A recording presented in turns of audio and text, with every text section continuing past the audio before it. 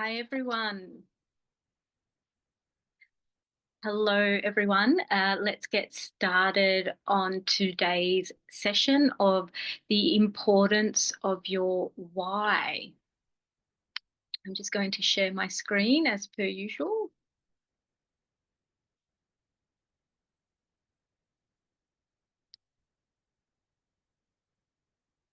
Okay, so I'm doing this masterclass on the power of why, because what I've realized when we are working through trauma, limiting beliefs, fears, any sort of experiences that are not uh, good in our life, any challenges that are reoccurring, when we're working through them, we really need a powerful why, a powerful motivator as to why it's worth working through this stuff to get to the other side.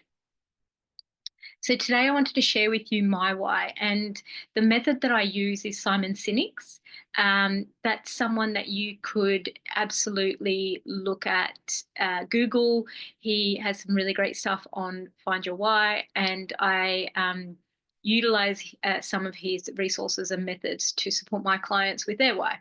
So I believe that when people are in survival mode, their protective mechanisms take over, driving behaviors, decisions, reactions to others and the world, and place fear on these things, on our intentions.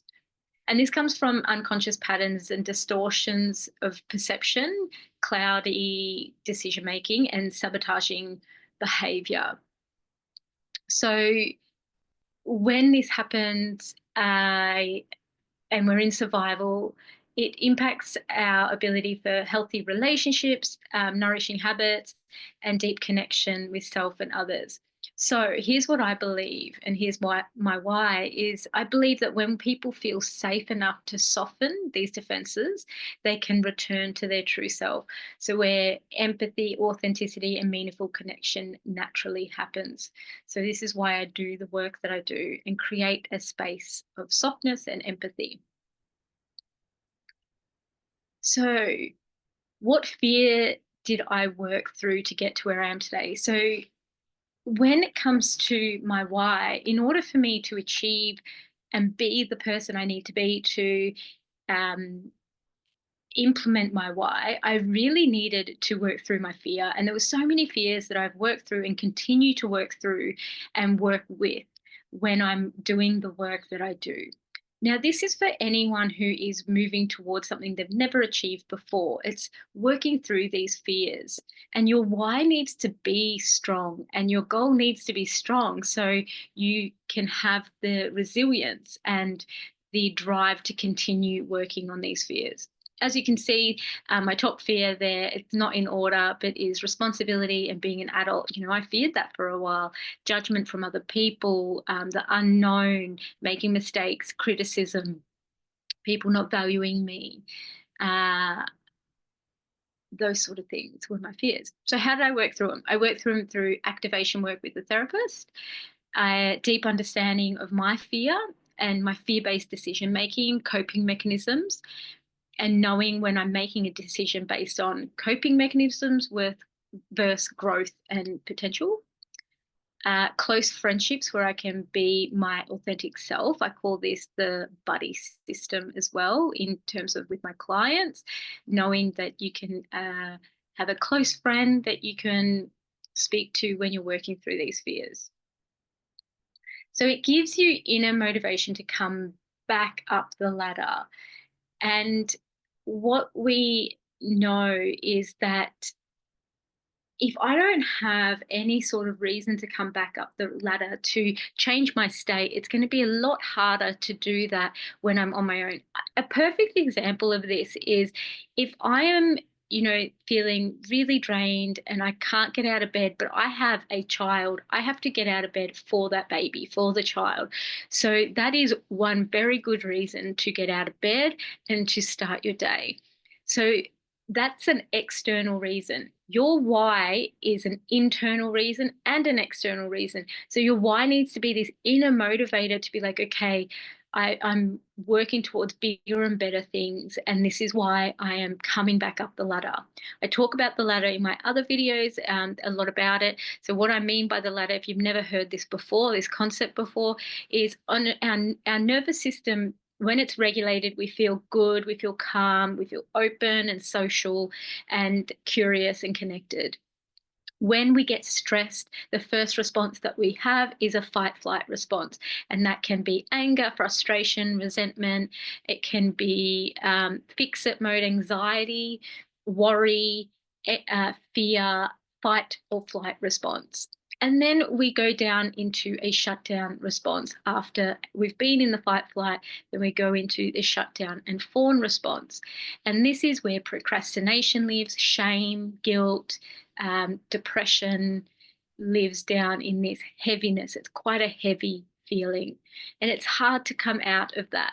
So in order for us to really master our nervous system, we need to have a good reason as to why it's beneficial to do this. So your why is really important there.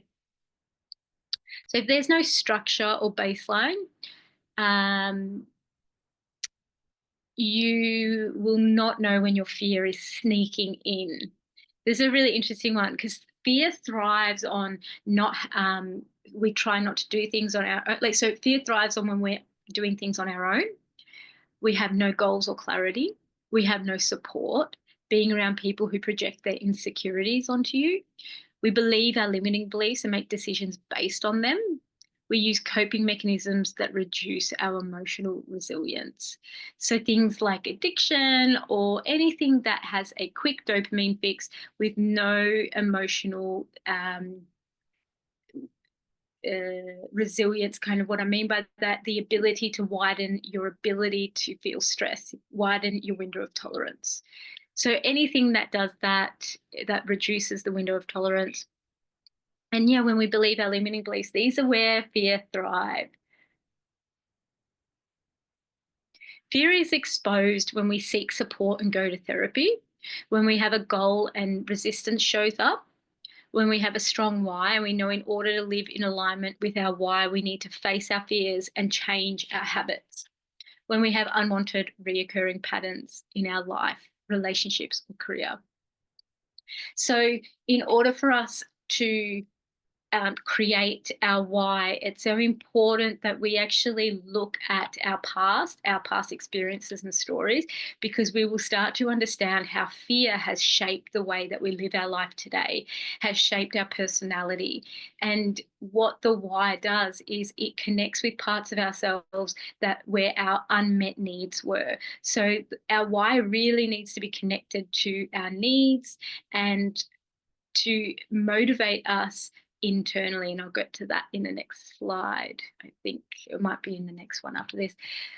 So I'm going to give you the example of how fear manifests in our goal setting. So if I fear taking responsibility, if I fear being an adult, I'm afraid of becoming fully responsible for my life and stepping into adulthood. The fight-flight response often kicks in when faced with the responsibility of fully living out our potential in the world.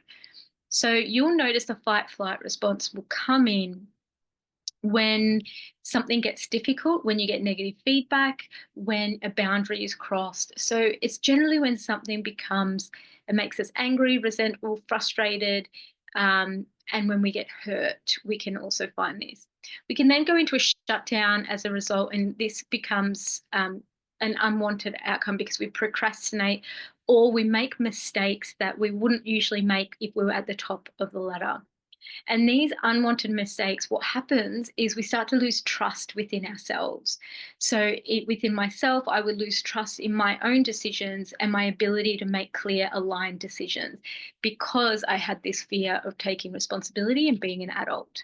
So on a subconscious level, I was making decisions based on being a child, a teenager, someone that was trying to be taken care of. This creates a negative view of the world because we're not necessarily creating positive, reinforcing results. So at the top of the ladder, as I've been speaking, let's go into what happens with this belief system that, if I if I was fearful of taking responsibility. So regulated, open, confident, grounded in my ability to handle life. And then the narrative, like the thinking process in the top of the ladder where I feel this way, it will be, I might not have all the answers. Oh, there's my dog. I might not have all the answers, but I can learn and respond with integrity. So the way that I would respond to fear at the top of the ladder would be, I feel capable managing challenges even when they're hard. I ask for support without feeling shame. And I take on ownership without being overwhelmed.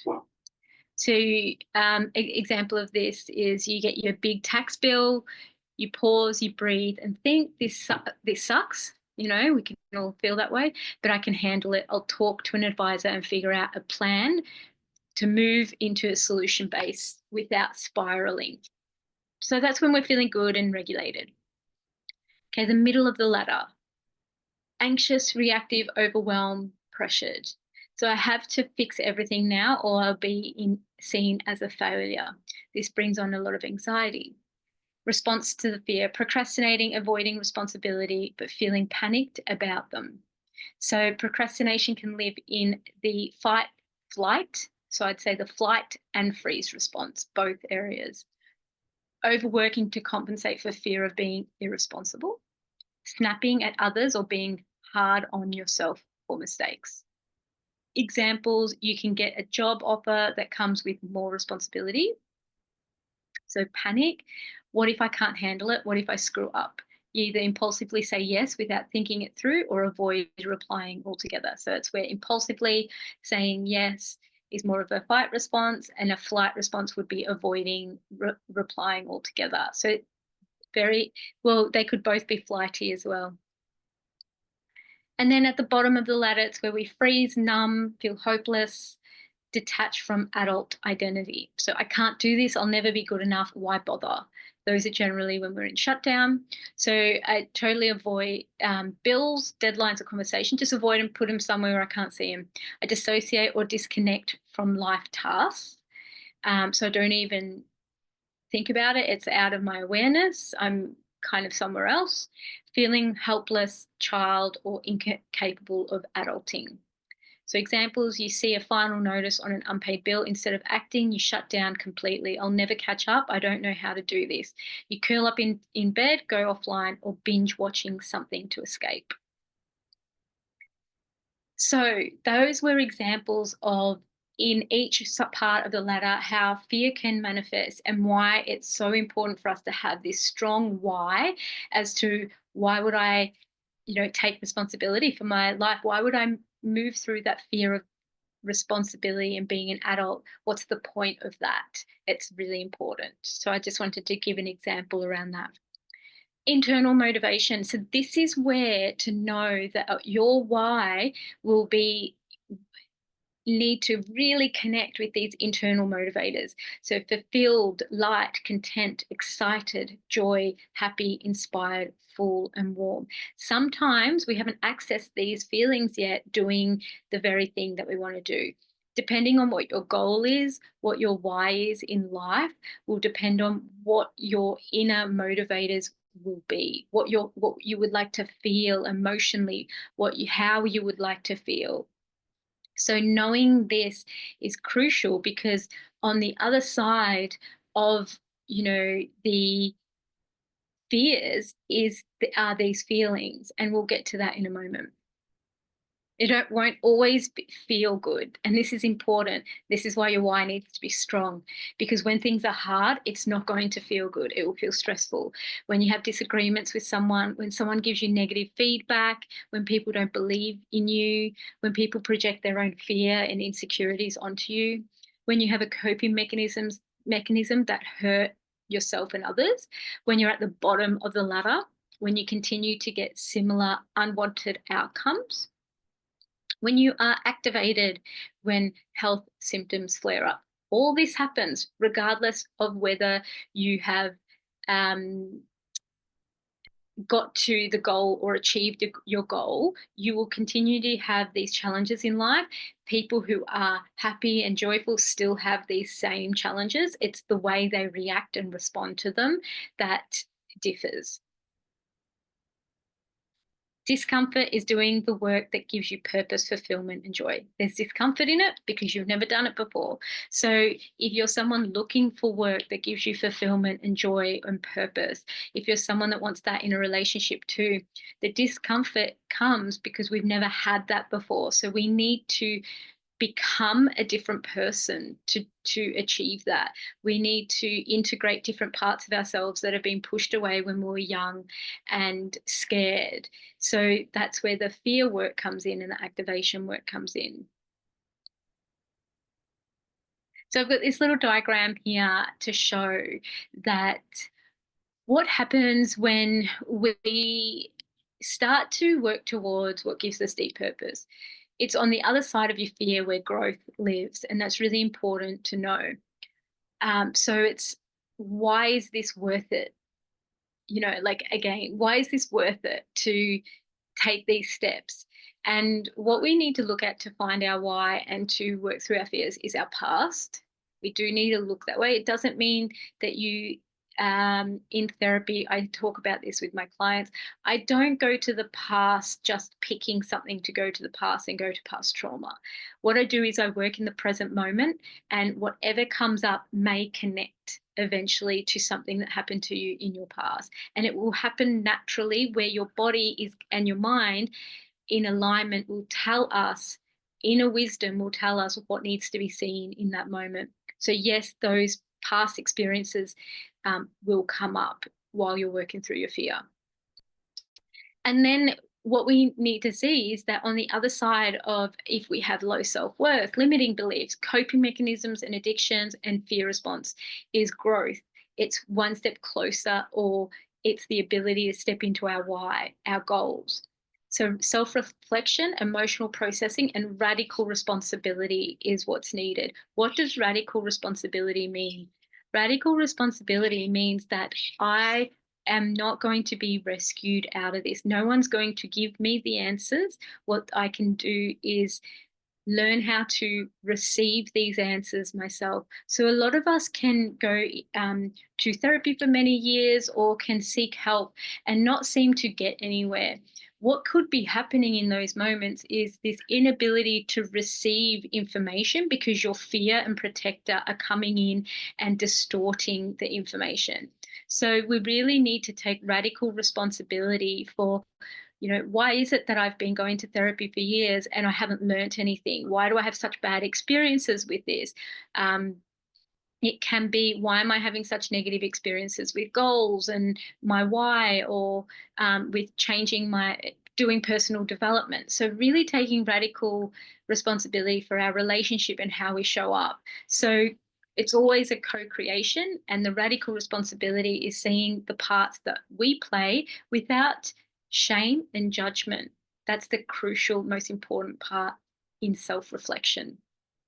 And then emotional processing is the ability to work through any resistance that comes up when it comes to processing hard emotions, hard experiences, because what can happen is our protectors can come in so we don't process our emotions. So that's why therapy is really helpful in that. So this is what helps us to get to the other side. And as you can see, it's slowly we're growing once we're moving through these things. And yes, we're going to constantly come up against, while we're working towards our why or our goals, is we're going to constantly come up against self-worth and limiting beliefs and coping mechanisms and fear responses.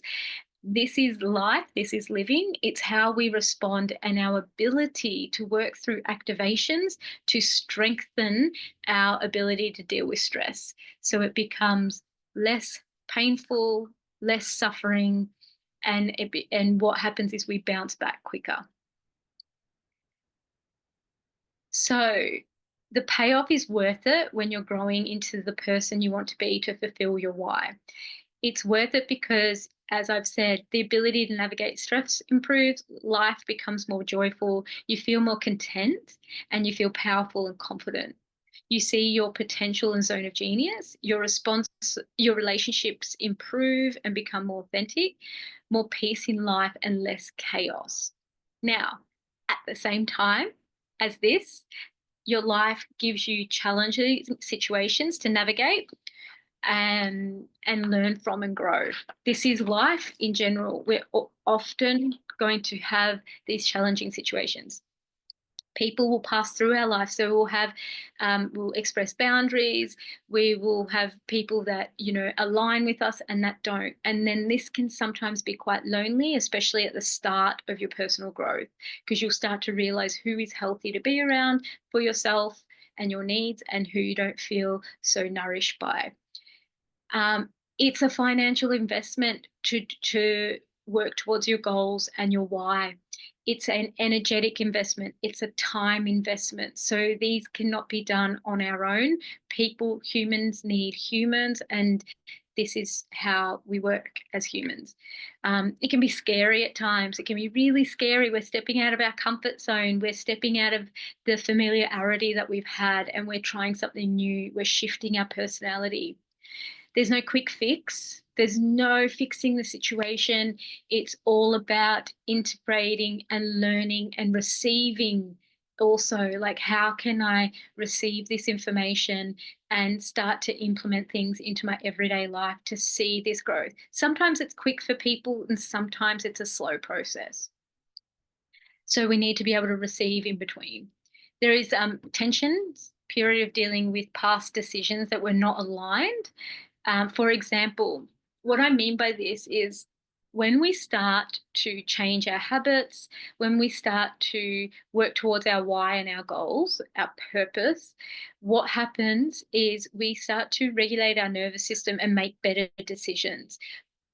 And at the same time, in the past, because we haven't been as regulated and we've made decisions based from fear, there are consequences for those. And what can happen is we maybe have created a whole lot of debt. Maybe we've got health problems. Maybe we've created, we've had breakdown in relationships. The ability to cope with stress is really low. Our emotional resilience is low because we've used coping mechanisms like alcohol, shopping, relationships. So if you're wondering how relationships can be coping mechanisms, if we use relationships to go from one to the next to self-regulate, that's a coping mechanism. Or if we casually dating and always sort of keep our independence, that's a coping mechanism. So any sort of coping mechanism that has a quick hit of dopamine, that's a flight, fight response and shutdown response, we are reducing our ability to deal with stress and co-regulate or self-regulate. So this is the tension of becoming an adult and dealing with past decisions that have impacts on our life today. So it's not easy, and it's worth it at the same time. You build, the things that I've got on the right there. Okay.